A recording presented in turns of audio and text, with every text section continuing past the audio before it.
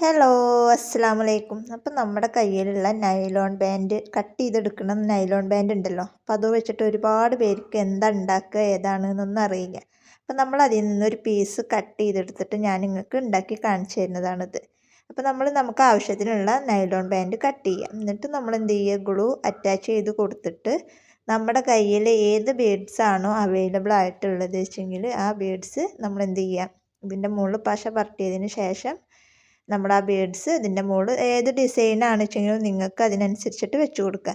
ഞാൻ പല ഡിസൈനും നോക്കി, പക്ഷേ എനിക്ക് അതൊന്നും കൊണ്ട് ഒട്ടി വരുന്നില്ല.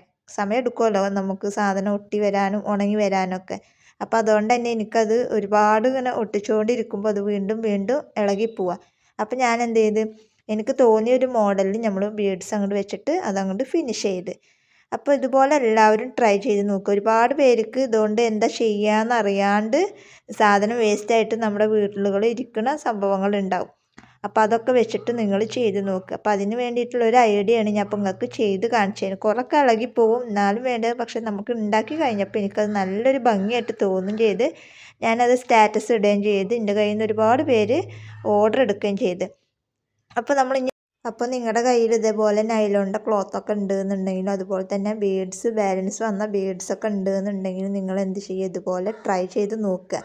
അപ്പോൾ ഏതറിയാത്ത ആൾക്ക് പോലും വളരെ സിമ്പിളായിട്ട് ചെയ്തെടുക്കാൻ പറ്റുന്ന ഒരു സംഭവമാണ് ഇപ്പോൾ ഞങ്ങൾക്ക് ഉണ്ടാക്കി കാണിച്ചിട്ടുള്ളത്. അപ്പോൾ ഇതിൻ്റെ 2-3 കളറുകൾ നമ്മൾ ഉണ്ടാക്കി വെച്ചിട്ടുണ്ട്. അപ്പോൾ അതും കൂടെ ഞാൻ ഈ വീഡിയോസിൽ ഉൾപ്പെടുത്താം. അപ്പോൾ നമുക്ക് ഇതിൻ്റെയൊക്കെ ഫൈനൽ ലുക്ക് ഞങ്ങൾക്ക് ഒന്നും കൂടെ കാണിച്ചു തരാം.